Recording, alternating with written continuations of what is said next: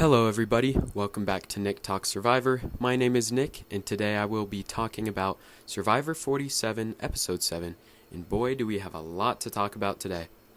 Now, this is the episode where during the challenge, we split into two groups.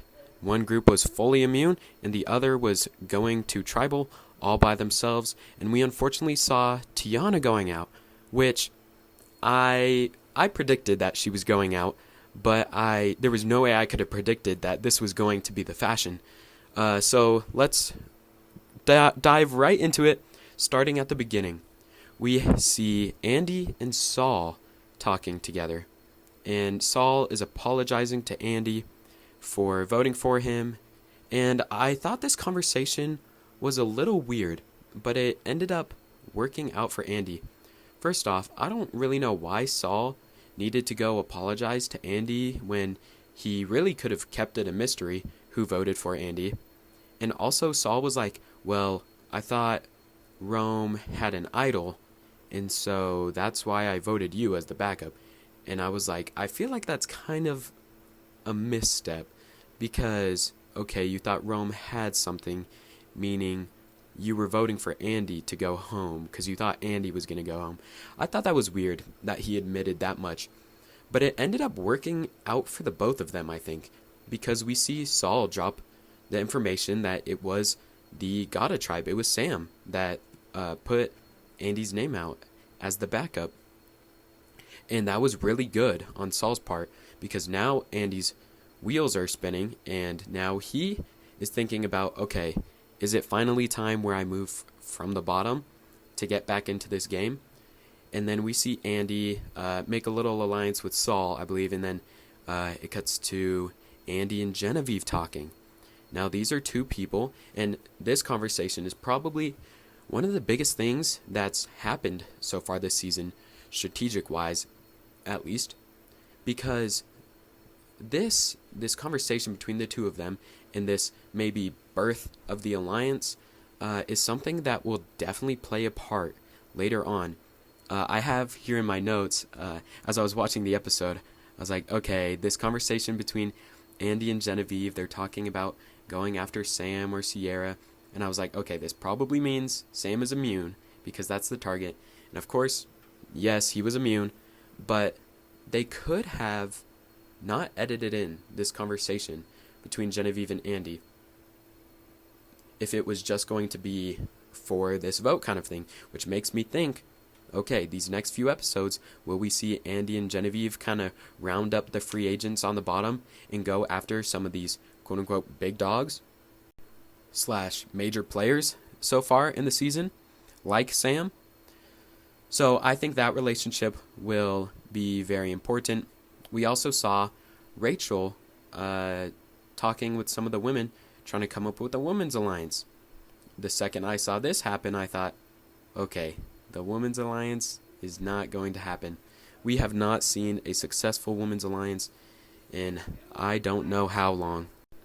But with all these options between alliances, between the women's alliance and then possibly the Genevieve and Andy pairing up, I thought we were going to see a very interesting, socially driven, strategic vote out tonight.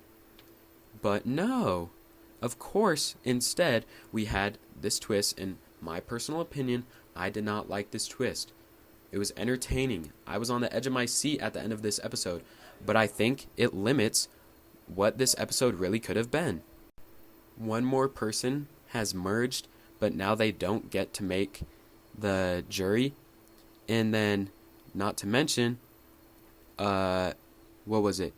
7 people, after the challenge, 7 people out of the 12 were immune. Or sorry, 6 were immune, and then with Rachel, it was, with Rachel gone, it was 7. So 7 people at the end of this episode were immune, only leaving 5. Which, the only issue is with this, well, actually, no, there's a lot of issues with this, actually. But one of them is that we take away what could have been a very interesting vote, like I said earlier. And we take away people's options. The half of the tribe that was immune is on a different beach all day. We, like, we take away an episode in a few days of really interesting gameplay with a twist, which it goes back to what Jeff says he thinks about for every twist. Is it fun? In my opinion, Jeff, no, this is not fun, because it takes away what could have been an even more fun outcome if you just let the players play the game. If you're going to do a twist and you're just trying to knock out 2 people out of the jury, I guess to get your numbers right the way you want it, why couldn't we have just seen a swap down to 2 tribes for these past 2 episodes instead of the weird twist that we've been seeing? And then we could have merged after, and that would have made sense why these past 2 people don't make the jury. That would have been my suggestion, because I think people love watching swaps. It is interesting gameplay, it's something new, and it adds a new dynamic by the time we get to the merge.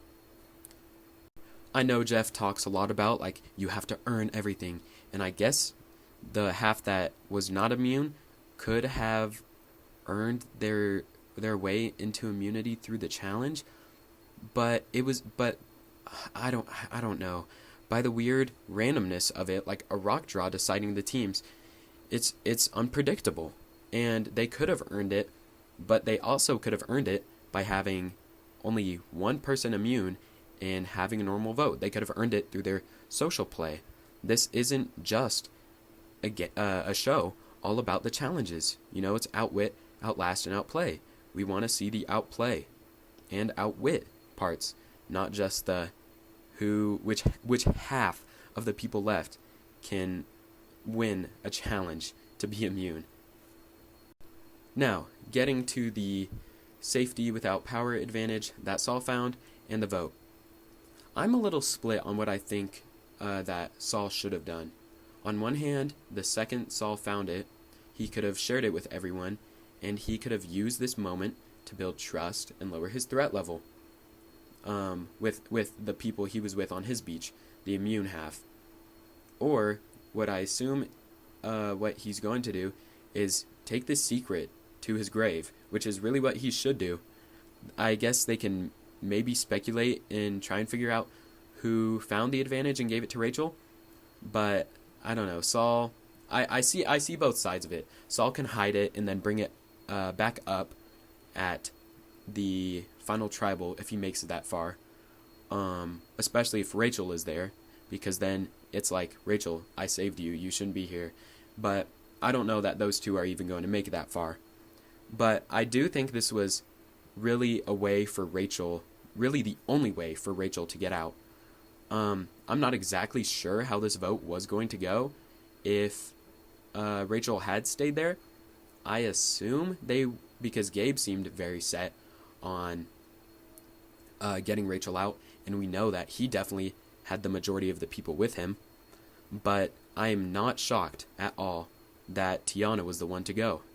I mean, we've seen her gameplay start to fall the past few episodes. She made a lot of mistakes. She wasn't as in with her Tuku tribe as she thought. Gabe really had all the power there, and I think that dynamic was really interesting. And Tiana, I mean, it's really unfortunate.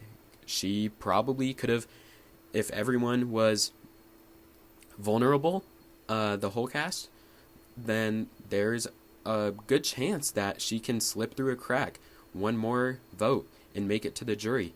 But no, we slimmed the numbers down to 5, which is her old tribe, and she was on the bottom of that tribe. I guess she didn't earn her way into the jury, because this was really just an extension of the pre-merge. This is what would have happened if Blue Tribe went to Tribal Council again, pre-merge, which is what I predicted all along. We knew she wasn't in as tight with the women as Gabe is. Gabe, obviously, I assume he's tight with Kyle. I know the editing was a little weird, and we saw Kyle agreeing with Tiana. I really only think they edited it that way to make us think, okay, maybe there is a chance, there is a world where Kyle and Caroline do go with Tiana and vote out Gabe, but I was not shocked at the outcome at all. I think it is very unfortunate with Tiana, but again, I think this was also conservative gameplay. which is what we see every time one of these weird twists is thrown into the game. We see the players start to play more conservatively. If we had given, if Rachel had left the beach earlier that day, maybe we do see Tiana start to plant more seeds in Kyle and Caroline's head, saying, okay, Gabe is really dangerous. But all those what ifs aside, Gabe is tight with Sue and Caroline, and that's really all he needed for this vote. It goes back to his pre-merge gameplay. He had the better relationship going into this merge. And that is really all I have for this episode. I didn't really love the twist. I thought it was entertaining. I thought they did a good job editing it, making it look close at least. But then again, I thought it was a little obvious Tiana was going to go, especially when Rachel gets up and walks away from Tribal, which she really was saved, I think. Alrighty. I don't even want to try to predict what will happen in episode 8. Like I've said in previous episodes, I think we will see more spread out voting. I think this merge tribe is very integrated with each other, and I think we are seeing a lot of dynamics, unique dynamics across tribes, which I think we can give that back to some of the pre-merge twists, like the social hour and journeys and things like that. I think players really got to connect on those, and we are seeing the product of that happening in our merge with people creating alliances across tribes. I think for at least one more vote, we will see more of a consensus vote to put a somewhat big threat on the jury. Possibly a Gabe. No, I doubt a Gabe. I heard someone throw out Sierra, which is possible. I don't know if Kyle is going to start to be seen as a threat because he has already won 2 individual immunities. If he wins again, then he might be in a bad situation going forward. But of course, if he's immune, he's good for the episode. So I see a world where one of these bigger targets, not someone like Andy or Genevieve or Saul, I don't think one of those 3 goes home. I think they're going to take this time, put a big threat on the jury first, and it should be interesting. I don't think there will be any huge twists from here on out, like the one we saw in this episode. But we should start getting good, strategic, social-based gameplay. Thank you all so much for listening. I will try to keep these coming out consistently.